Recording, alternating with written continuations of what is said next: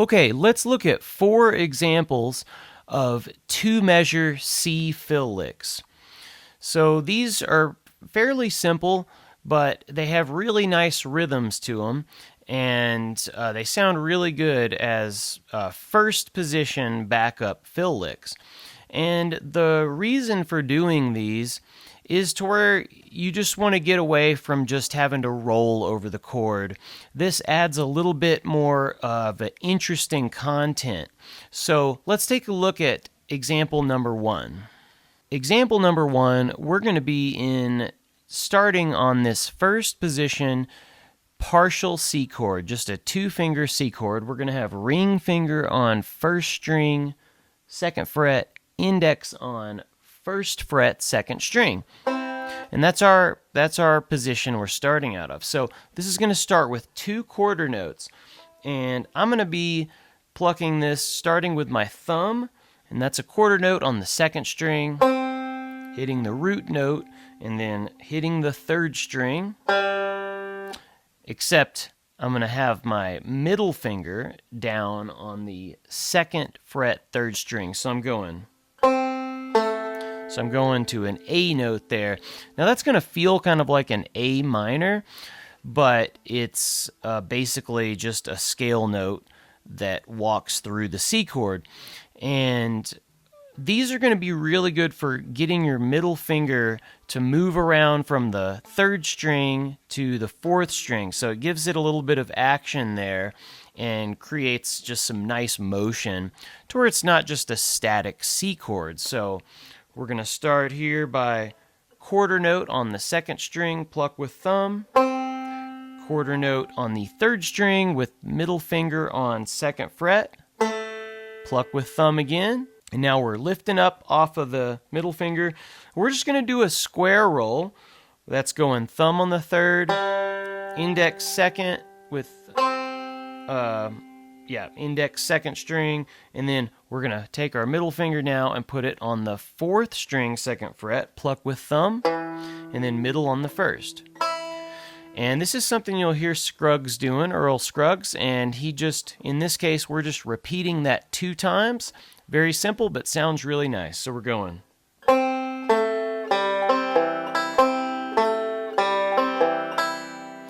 So that would just be a really nice fill lick for any kind of song that has 2 measures of C, like 9-Pound Hammer, Blue Ridge Cabin Home. I use those as examples all the time. Hard Ain't It Hard, basically any of those simple bluegrass singing tunes. So that has a really nice loop factor. You could just sit there and loop over that over and over.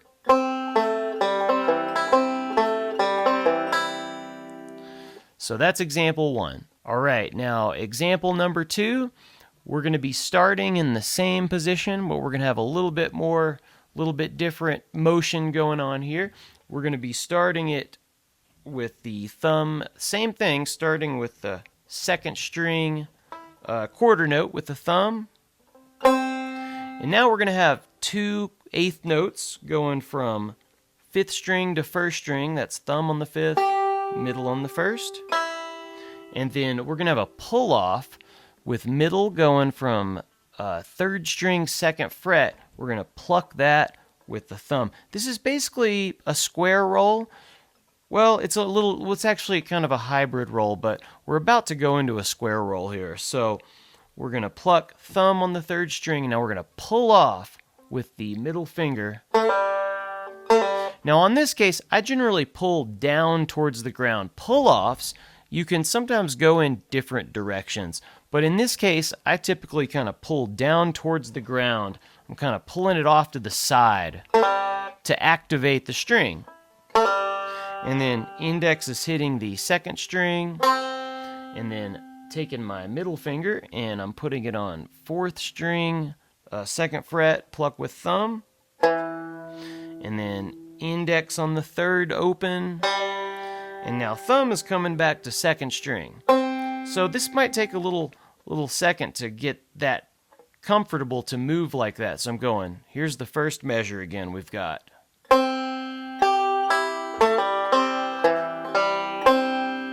Now what I did was just lead back to thumb on the second string, and that's another quarter note. This is the second measure, beginning of the second measure. And then thumb third string, and I'm fretting second fret third string. That's 2 quarter notes. And then open, and we're just doing a square roll. Thumb on the third, index second, fret second fret fourth string with middle finger and pluck with thumb, and then middle on the first. So now this goes.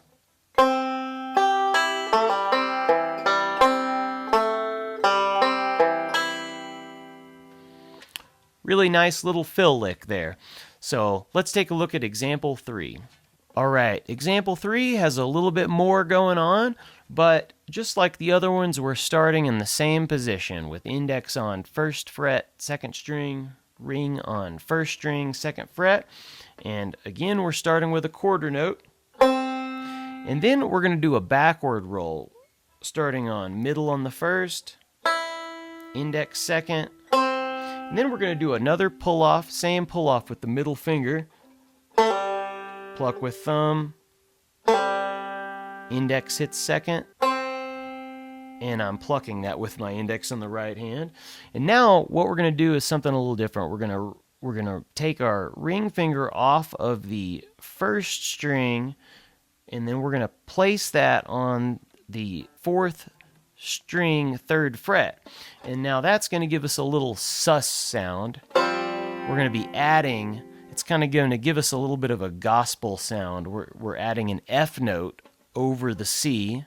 It's going to sound like that, but it's going to resolve into a C note. So it's plucking that with thumb, and then middle on the first, and then that's going to resolve down onto a second fret fourth string, pluck that with thumb, and then index on the second string, and then this is going to be a square roll, thumb on the third string, and then middle on the first, and then another square roll. We're going to do a pull off with the middle finger going from 2 to 0, pluck with thumb, index second, thumb on the fourth string, middle finger goes to second fret, and then middle on the first. So here's that whole lick.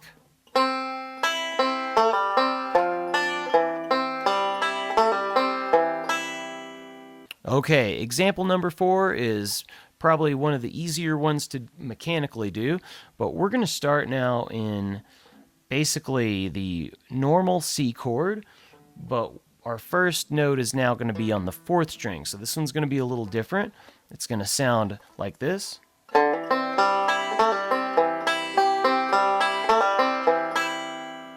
Basically, we're doing square rolls the whole time. So we're going to hammer on from middle finger on the second fret fourth string, pluck with thumb, index goes to second string, and then thumb on the third open, middle on the first, and now we're going to do a pull off.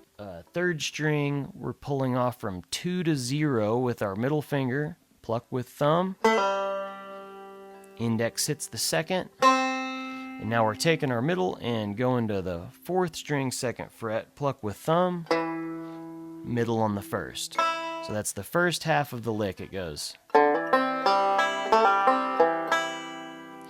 And we're going to keep the square roll going. We're going to fifth string with the thumb, index second, third string open with thumb, middle on the first, and then we're doing another pull off from 2 to 0, pluck with thumb, then index second string, and then place our middle on fourth string second fret, pluck with thumb, and then middle on the first. So here's the second half of the lick. So that's a really good sounding fill lick as well, and they'll all go into most bluegrass singing tunes that have 2 measures of C. So that whole lick goes.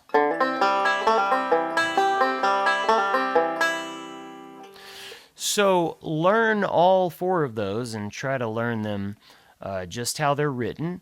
And then the next thing you can do to build your vocabulary is to take a note of the rhythm that's going on into these licks, because these licks are very rhythmic based. So ways to build your vocabulary is to take that rhythm and create your own licks over a different chord. For instance, that last lick that I just did there over a C chord, okay, I'm noticing the roll that's in it, and I'm noticing where I'm placing the hammer-ons and pull-offs. So now what I would do to experiment with that is I'm going to take that exact rhythm and the exact placement of the pull-offs, and then I'm going to move it to another chord. So I'm going to take that, and now this is just showing you an example. This isn't in tab or anything. This is giving you a concept to work with now, so you can build your own licks and build your own vocabulary. So I'm going to take that, I'm going to put it right here on a D, and just to follow that as a template, I'm just going to follow exactly what I just did, but over the D chord, and it's going to sound like this.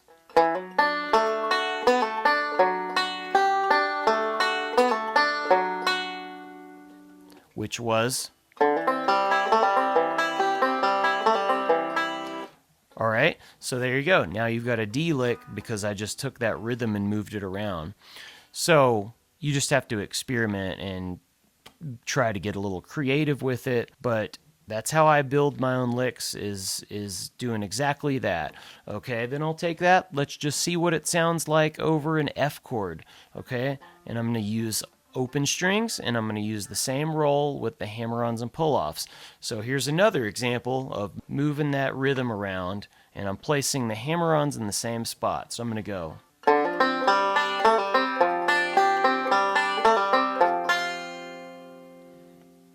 Now you have an F lick because I just took that rhythm and placed the same pull-offs in the same spot. So anyway, those are some examples on how to build your vocabulary to where you don't have to just read tab. The tab is really important, but this is how you get away from tab and just kind of understand, dig into the licks and kind of understand how they're working, to where you can move those around. So we'll talk more about that later in the lesson, but first just work on these 4 licks and start to try to use them in songs. So just try to remember to use them when you're at a jam session or you're just playing around the house. So enjoy these, and we'll see you at the next lesson.